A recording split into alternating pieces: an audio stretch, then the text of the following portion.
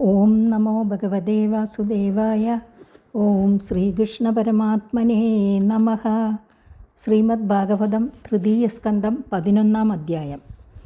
ഈ അധ്യായത്തിൽ കാലത്തിൻ്റെ സ്ഥൂല സൂക്ഷ്മാതിഭേദത്തെ മൈത്രേയർ വിതുരരോട് ഉപദേശിക്കുന്നു. മൈത്രേയ ഉവാച: ചരമസദ്വിശേഷാണാം അനേകോ സംയുതഃ സദാ പരമാണുസവിജ്ഞേയോ നൃണാം ഐക്യഭ്രമോ യതഃ. കാര്യരൂപേണ കാണപ്പെടുന്ന സകല വസ്തുക്കളിലും അംശങ്ങളായി കാണപ്പെടുന്നവയും വിഭജിപ്പാൻ കഴിയാത്ത വിധത്തിൽ അത്ര സൂക്ഷ്മമായി വിഭജിക്കപ്പെട്ടുമിരിക്കുന്ന അവസാന അംശം ഏതൊന്നാണോ അത് അനേകമാണെങ്കിലും തമ്മിൽ യോജിക്കാതെയിരിക്കുമ്പോൾ കാര്യത്തെ ജനിപ്പിക്കുവാൻ അസമർത്ഥമായിരുന്നു. ആ സൂക്ഷ്മ വസ്തുവിന് പരമാണുവെന്ന് പറയപ്പെടുന്നു. അതിൻ്റെ അന്യോന്യ സംയോഗം നിമിത്തമാണ് കാര്യോൽപത്തി. അതുകൊണ്ട് ജനങ്ങൾക്ക് എല്ലാ വസ്തുക്കളിലും വിഭജിക്കപ്പെടാവുന്ന അവയവം ഉണ്ടെന്നുള്ള ബോധമുണ്ടാകുന്നു. പദാർത്ഥങ്ങളെല്ലാം അവയവികൾ, അവയിലെ അവയവങ്ങൾ പരമാണുക്കൾ. പരമാണു വിഭജിപ്പാൻ കഴിയാത്ത വിധം അത്ര സൂക്ഷ്മമായിരിക്കയാൽ അതുതന്നെ പദാർത്ഥങ്ങളുടെ അവസാനത്തെ വിഭക്ത വസ്തു. സൂക്ഷ്മരൂപങ്ങളായ പരമാണുക്കൾ അനേകം യോജിക്കുമ്പോൾ ഉണ്ടാകുന്ന വസ്തുക്കൾ തന്നെ ലോകത്തിൽ കാണപ്പെടുന്ന സകലവും. കാര്യരൂപേണ കാണപ്പെടുന്നതും നാശത്തെ പ്രാപിക്കാതെ നിലനിൽക്കുന്നതുമായ ആകൃതികളുടെ ഐക്യം യാതൊന്നാണോ അതുതന്നെ ഈ കാണപ്പെടുന്ന പ്രപഞ്ചം. പരമാണുവാകുന്ന അവയവമായിട്ട് ഈ പ്രപഞ്ചത്തെ കാണുന്നതായാൽ ഇതിൽ വിശേഷമോ ഭേദമോ ഉണ്ടെന്ന് പറയുവാൻ അവകാശമില്ല.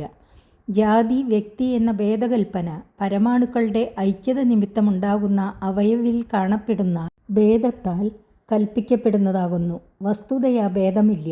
ഇങ്ങനെ കാണപ്പെടുന്ന പ്രപഞ്ചം കാലപരിച്ഛേദ്യ വസ്തുവിൻ്റെ സ്ഥൂലരൂപം പരമാണുവോ സൂക്ഷ്മരൂപം.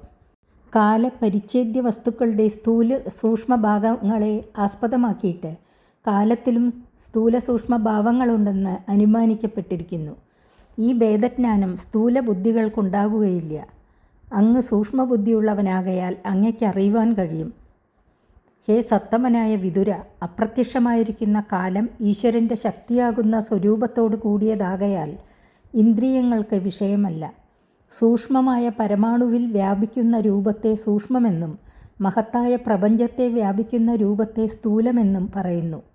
പരമാണു മുതൽ പ്രപഞ്ചം വരെയുള്ള വസ്തുക്കളുടെ ഉൽപ്പത്തി സ്ഥിതി ലയങ്ങൾക്ക് കാരണം കാലമായിരിക്കുന്നതിനാൽ ഈശ്വരൻ്റെ ശക്തി തന്നെയാണ് കാലമെന്നുള്ള നാമത്താൽ പറയപ്പെടുന്നത്. ആ കാലം സർവത്തെയും സൃഷ്ടിച്ച് രക്ഷിച്ചു സംഹരിക്കുന്നതാകയാൽ സർവത്തിനും ശക്തിയുള്ളതുമാകുന്നു. പ്രപഞ്ചത്തിലുള്ള വസ്തുക്കളിൽ പരമാണുവിനെ വ്യാപിപ്പിക്കുന്ന സമയത്തിന് പരമാണുവെന്നും അവയുടെ സംയോഗം നിമിത്തം ഉണ്ടായിരിക്കുന്ന വിശേഷരൂപത്തെ വ്യാപിപ്പിക്കുന്ന കാലത്തിന് ഏറ്റവും മഹത്തായ കാലമെന്നും പേർ പറയപ്പെടുന്നു.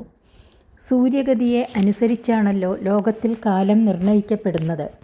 അതിനാൽ സൂര്യനെ കാലസ്വരൂപനായ പ്രത്യക്ഷേശ്വരൻ എന്ന് കൽപ്പിച്ചിരിക്കുന്നു. സൂര്യൻ പരമാണുവിനെ അതിക്രമിക്കുന്ന സമയത്തിന് പരമാണു എന്നു പേർ.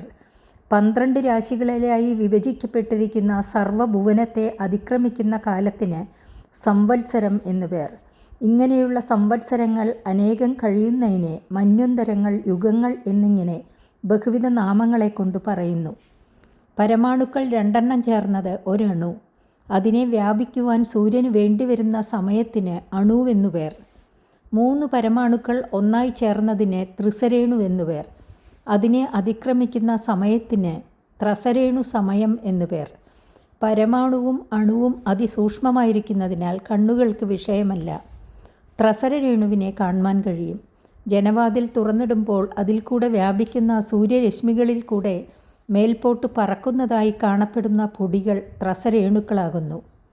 ഇതിനെ അതിക്രമിപ്പാൻ വേണ്ടിവരുന്ന സമയത്തിന് ത്രസരേണുവെന്നു പേർ.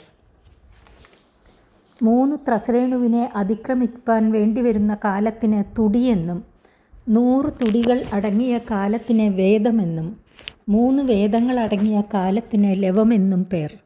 3 ലവത്തിന് നിമേഷമെന്നും 3 നിമേഷങ്ങൾക്ക് ക്ഷണമെന്നും 5 ക്ഷണങ്ങൾക്ക് കാഷ്ടയെന്നും 15 കാഷ്ടകൾക്ക് ലഘുവെന്നും പേർ.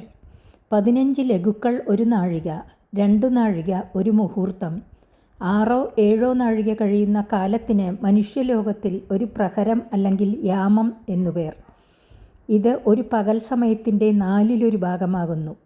6 7 നാഴിക കൂടിയത് യാമം എന്നു പറഞ്ഞത് ദിവസങ്ങളുടെ സമയത്തിന് വൃദ്ധിയും ക്ഷയവും എപ്പോഴും ഉണ്ടെന്ന് കാണിപ്പാനാകുന്നു. 2 മുഹൂർത്തത്തെ സന്ധ്യകളെന്ന് നിശ്ചയിച്ചിട്ടുണ്ട്. അതുകൂടാതെയുള്ള സമയത്തെയാണ് 4 യാമങ്ങൾ എന്ന് ഒരു ദിവസത്തിന് നിശ്ചയിച്ചത്. നാഴിക എന്ന സമയത്തെ നിർണയിപ്പാനുള്ള മാർഗം പറയുന്നു. 6 പലം ചെമ്പുകൊണ്ട് ഒരിടങ്ങഴി ഉണ്ടാക്കുക. അതിൽ അടിയിൽ 4 വിരൽ നീളത്തിൽ 4 മാഷം സ്വർണം കൊണ്ടുള്ള ഒരാണി കൊണ്ട് ഒരു ദ്വാരമുണ്ടാക്കിയിട്ട് ആ പാത്രത്തെ വെള്ളത്തിലിടുക. ഈ ദ്വാരത്തിൽ കൂടെ വെള്ളം ഉള്ളിൽ നിറഞ്ഞ് ആ പാത്രം ജലത്തിൽ താഴുന്നതിന് വേണ്ടിവരുന്ന സമയം 1 നാഴികയാകുന്നു. 4 വിരൽ നീളത്തിലുണ്ടാക്കുന്ന സ്വർണ്ണക്കോലിൻ്റെ തൂക്കം 4 മാഷമായിരിക്കുകയും വേണം. വെള്ളിക്കോലായാൽ കട്ടി കൂടിയിരിക്കും. അങ്ങനെ വരാതിരിപ്പാനാണ് സ്വർണം കൊണ്ട് തന്നെ ആണി ഉണ്ടാക്കണമെന്ന് പറഞ്ഞിരിക്കുന്നത്. 8 യവത്തൂക്കം 1 കുന്നിക്കുരു, 5 കുന്നിക്കുരു തൂക്കം 1 മാഷം, 16 മാഷം 1 സുവർണം, 4 സുവർണം 1 പലം. ഇതാണ് പലത്തിൻ്റെ കണക്ക്. 4 യാമം മനുഷ്യലോകത്തിലെ പകൽ സമയം, 4 യാമം രാത്രി. ഇങ്ങനെ 15 പകലും രാത്രിയും കൂടിയ ദിവസങ്ങൾക്ക് പക്ഷം എന്നുപേർ. ശുക്ലപക്ഷം, കൃഷ്ണപക്ഷം, ഇങ്ങനെ 2 പക്ഷങ്ങൾ. പക്ഷം 2ഉം കൂടിയത് 1 മാസം. ഇത് പിതൃക്കളുടെ 1 പകലും രാത്രിയും കൂടിയ ദിവസം. 2 മാസം 1 ഋതു. 6 മാസം കൂടിയത് അയനം. ദക്ഷിണായനം, ഉത്തരായനം എന്ന് അയനങ്ങളുണ്ട്. സ്വർഗത്തിലുള്ളവർക്ക് പകലും രാത്രിയും അടങ്ങിയ 1 ദിവസമെന്നത് മനുഷ്യലോകത്തിലുള്ളവരുടെ ഈ 2 അയനങ്ങളാകുന്നു. 12 മാസം കൂടിയത് സംവത്സരം. 100 സംവത്സരം മനുഷ്യരുടെ പരമായുസ്സാണെന്ന് നിശ്ചയിക്കപ്പെട്ടിരിക്കുന്നു. ഗ്രഹനക്ഷത്രാദി ചക്രത്തിൽ വസിക്കുന്ന ഭഗവാൻ കാലസ്വരൂപനായി വിളങ്ങുന്ന സൂര്യൻ 1 സംവത്സരമെന്ന് പറയപ്പെടുന്ന കാലത്താൽ പരമാണു മുതൽക്കുള്ള സർവവും അടങ്ങിയിരിക്കുന്ന ലോകത്തെ 1 പരിവൃത്തി ചുറ്റി സഞ്ചരിക്കുന്നു. ഈ കാലത്തിന് സംവത്സരം, പരിവത്സരം, ഇടാവത്സരം, അനുവത്സരം, വത്സരം എന്നിങ്ങനെ ഭിന്നങ്ങളായ നാമധേയങ്ങളുണ്ട്. സൂര്യാദി ഗതിഭേദങ്ങളാണ് നാമഭേദങ്ങൾക്ക് കാരണം. ഈ ലോകത്തെ ആദിത്യം ചുറ്റിത്തിരിയുന്ന കാലത്തിന് സംവത്സരം എന്നുപേർ. ബൃഹസ്പതിക്ക് 1 വട്ടം ചുറ്റുവാൻ വേണ്ടിവരുന്ന കാലം പരിവത്സരം. 30 ദിവസം കൂടിയത് 1 മാസം.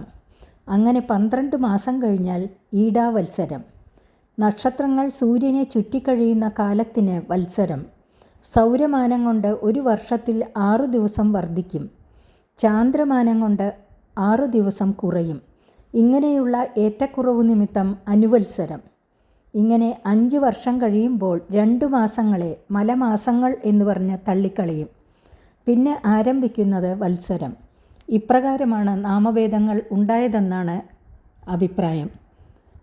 കാലത്തിൻ്റെ സ്വരൂപത്തെ നിർണയിച്ച ശേഷം കാലബാധയിൽ നിന്നും നിവർത്തിക്കേണ്ടതിന് കാലസ്വരൂപമായ സൂര്യമണ്ഡലത്തിൽ അധിവസിക്കുന്ന ആ ശ്രീനാരായണനെ പൂജിക്കേണ്ടതാണെന്ന് ഉപദേശിക്കുന്നു.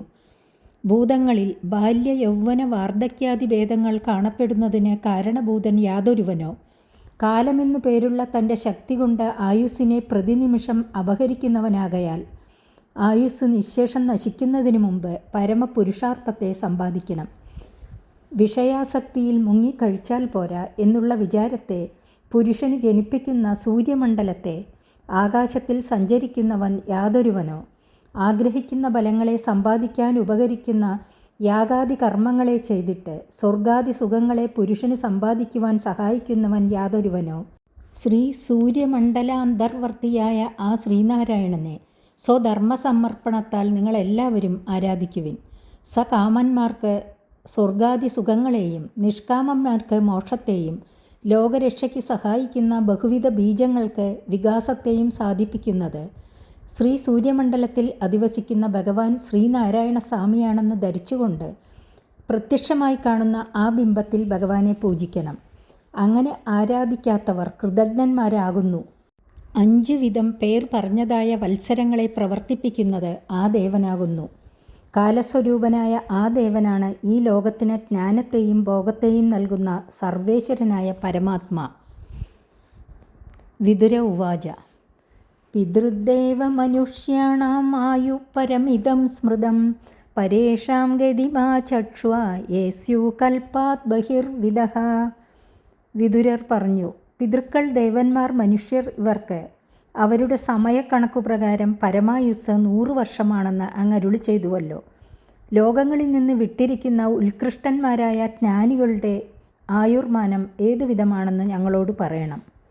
കാലസ്വരൂപനായ ഭഗവാന്റെ തത്വത്തെ ഭഗവത് ഭക്തനായതിനാൽ ഭഗവാന്റെ ഗുണങ്ങൾ തികച്ചും ലഭിച്ചിരിക്കുന്ന അങ്ങ് നന്നായി അറിയുന്നുവല്ലോ.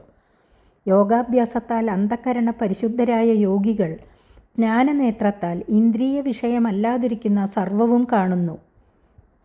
ഭഗവാനായ അങ്ങ് കാലതത്വത്തെ അറിയുമെന്ന് പറയേണ്ടതില്ലല്ലോ. മൈത്രേയ ഉവാച. കൃതം ത്രേതാ ദ്വാപരം ച കലിശ്ചേതി ചതുർയുഗം ദിവ്യൈർദ്വാദശഭിർവർഷൈഃ സാവധാനം നിരൂപിതം ചത്വാരി ത്രീണി ദ്വേ ചൈകം കൃതാദിഷു യഥാക്രമം സംഖ്യാതാനി സഹസ്രാണി ദിഗ്ഗുണാനി ശതാനി ച. ത്രിലോകത്തിൽ നിന്നും ബഹിർഭൂതന്മാരായി ജ്ഞാനികളുടെ ആയുസ്സിൻ്റെ പരമാവധിയെ പറയണമെങ്കിൽ യുഗാദി കാലജ്ഞാനം ആവശ്യമായിരിക്കുന്നതിനാൽ ചതുർയുഗകാലത്തെ പറയുന്നു. കൃതം, ത്രേത, ദ്വാപരം, കലി എന്ന 4 യുഗങ്ങളാണ്. ദേവന്മാരുടെ കാലമാനം അനുസരിച്ച് ഈ 4 യുഗങ്ങൾക്കും കൂടി 12,000 വർഷമാകുന്നു. 12,000 ദേവസംവത്സരം കഴിയുമ്പോൾ 4 യുഗം ഒരിക്കൽ കഴിഞ്ഞു. ആദ്യത്തെ കൃതയുഗത്തിന് 4000 വർഷം, ആരംഭിക്കുന്നതും അവസാനിക്കുന്നതുമായ സന്ധ്യാംശങ്ങൾ 400 വീതം വർഷം. അപ്പോൾ 4800 ദേവവർഷം കഴിഞ്ഞാൽ കൃതയുഗം കഴിഞ്ഞു. ത്രേതായുഗത്തിന് 3000 വർഷം, സന്ധ്യാംശങ്ങൾ രണ്ടും കൂടി 600 വർഷം. ദ്വാപരയുഗത്തിന് 2000 വർഷം, സന്ധ്യാംശങ്ങൾ കൂടി 400 വർഷം. കലിയുഗത്തിന് 1000 വർഷം, 2 സന്ധ്യാംശങ്ങൾ കൂടി 200 വർഷം. ഇങ്ങനെ ആകെ 12,000 വർഷം കഴിഞ്ഞാൽ 4 യുഗം കഴിഞ്ഞു. യുഗാദി യുഗാവസാനം പ്രാതസന്ധ്യ, സായം സന്ധ്യ എന്നീ 2 സന്ധ്യകളുടെ കാലമാനമായിട്ട് പറഞ്ഞ ശതസംഖ്യകളുടെ മധ്യത്തിൽ ഉൾപ്പെട്ടിരിക്കുന്ന സഹസ്രസംഖ്യ യാതൊന്നോ അതിനെ മാത്രമേ കാലസ്വരൂപം നന്നായി അറിയുന്ന വിദ്വാൻമാർ യുഗമെന്ന് പറയാറുള്ളൂ. എന്തുകൊണ്ടെന്നാൽ ആ കാലത്തിൽ മാത്രമേ വിശേഷമായി വിധിക്കപ്പെട്ടിരിക്കുന്ന യാഗാദി കർമ്മം ചെയ്യപ്പെടുന്നുള്ളൂ. സാധാരണ ധർമ്മമായ ഭഗവത് കഥാശ്രവണാദികൾ സന്ധ്യാംശങ്ങളിലും ചെയ്യപ്പെടാറുണ്ട്. വിശേഷധർമ്മം നടത്തുവാനുള്ള കാലത്തെ മാത്രം യുഗത്തിൽ ഉൾപ്പെടുത്തി സന്ധ്യാംശങ്ങളെ യുഗത്തിൽ നിന്ന് വേർതിരിച്ചു. അപ്പോൾ കൃതയുഗം എന്ന് പറയപ്പെടുന്നത് 4000 ദേവവർഷം മാത്രം. 400 വീതമുള്ള സന്ധ്യാംശങ്ങളുടെ കാലമായ 800 വർഷം യുഗാത് ബഹിർഭൂതം എന്നു സാരം. ഇങ്ങനെ മറ്റു യുഗങ്ങളുടെയും സ്വരൂപം അറിയണം. കൃതയുഗത്തിൽ 4 കാലുകളോടുകൂടിയ ധർമ്മം, സമ്പൂർണമായ ധർമ്മം മനുഷ്യരെ അനുവർത്തിക്കുന്നു. ത്രേതാദി യുഗങ്ങളിൽ ധർമ്മത്തിൻ്റെ ഓരോ പാദം വീതം കുറയുകയും ആ സ്ഥാനത്തെ അധർമ്മം ഗ്രഹിക്കുകയും ചെയ്യുന്നു. കൃതയുഗത്തിൽ ധർമ്മത്തിന് പൂർണ്ണതയും മറ്റു യുഗങ്ങളിൽ ക്രമേണ കാലാംശപ്രകാരം ന്യൂനതയും സംഭവിക്കും. ത്രേതാദി യുഗങ്ങളിൽ ധർമ്മത്തെ നിലനിർത്തുവാൻ അതീവ ശ്രദ്ധ വയ്ക്കണം. ധർമ്മം കുറയുന്നത് യുഗസ്വഭാവമാണല്ലോ. അത് കുറയട്ടെ എന്ന വിചാരമുണ്ടായാൽ ജനങ്ങൾ അധർമ്മിഷ്ഠന്മാരായി തന്നെ ഇരിക്കും എന്നു കരുതണം. ലോകത്തിൽ 1000 ചതുർയുഗം കഴിയുമ്പോൾ അതിൽ നിന്നും പുറമേയിരിക്കുന്ന മഹർലോകാദികളിൽ ഒരു പകൽ കഴിയുന്നു. അത്ര കാലം തന്നെ രാത്രിയും. ഈ രാത്രി സമയത്തിൽ ലോകസ്രഷ്ടാവായ ബ്രഹ്മാവ് ഉറങ്ങുന്നു. ഈ രാത്രികാലത്തിന് പ്രളയം എന്നു പേർ. രാത്രിയുടെ അവസാനത്തിൽ ലോകസൃഷ്ടിയെ ബ്രഹ്മദേവൻ അനുവർത്തിക്കുന്നു. നമ്മൾ ചെയ്തു തീർക്കാതെ ബാക്കി വച്ചിരുന്ന പ്രവൃത്തിയെ നേരം പുലർന്ന ശേഷം വീണ്ടും തുടരുന്നതുപോലെ ബ്രഹ്മാവും പൂർവ്വദിനത്തിൽ നടത്തിയ സൃഷ്ടിയെ പ്രളയാവസാനത്തിൽ വീണ്ടും നടത്തുന്നു. ഭഗവാനായ ബ്രഹ്മാവിൻ്റെ പകൽ സമയമായ 1000 ചതുർയുഗത്തിൽ 14 മനുക്കൾ രാജ്യം പരിപാലിക്കുന്നു. ആകയാൽ ഒരു മനുവിൻ്റെ കാലം 71 ചില്ലാനം ചതുർയുഗമാണെന്നറിയണം. മന്വന്തരങ്ങളിൽ മനുക്കൾ, അവരുടെ വംശത്തിൽ ജനിക്കുന്നവർ, ഋഷികൾ, ദേവന്മാർ, ദേവേന്ദ്രന്മാർ, അവരുടെ അനുചരന്മാരായ ഗന്ധർവാദികൾ ഇവരെല്ലാം ഏകകാലത്തിനുണ്ടാകും. ഒരു മനുവിൻ്റെ കാലം തുടങ്ങി അടുത്ത മനുവിൻ്റെ കാലം ആരംഭിക്കുന്നതിനിടയിലുള്ള കാലാവധിക്ക് മന്വന്തരം എന്നു പേർ. ഇതിൽ ഒരു മനു സ്വയംഭുവൻ എന്നിങ്ങനെ പേരുള്ളവർ. 2 വംശഭവൻ, ഭൂമിയുടെ ഓരോ അംശം പാലിക്കുന്ന മനുപുത്രന്മാരായ രാജാക്കന്മാർ. സപ്തർഷികൾ, ദേവന്മാർ, ദേവേന്ദ്രൻ, ഗന്ധർവാദികൾ, ഇങ്ങനെ 6 സംഘം ചേർന്നിരിക്കുന്ന ഒരു യോഗത്തെ മന്വന്തര സംജ്ഞയിൽ ഉൾപ്പെടുത്തിയിരിക്കുന്നു. ഇതോടുകൂടെ ഭഗവാന്റെ അവതാരവും ഉണ്ടാകും. ഇവരിൽ അതാതു ഭൂഭാഗം പാലിപ്പാനുള്ള രാജാക്കന്മാരും ഭഗവത് അവതാരവും ക്രമത്തിലുണ്ടാകും. മറ്റുള്ളവരെല്ലാം ഏകകാലത്തിൽ സംഭവിക്കും.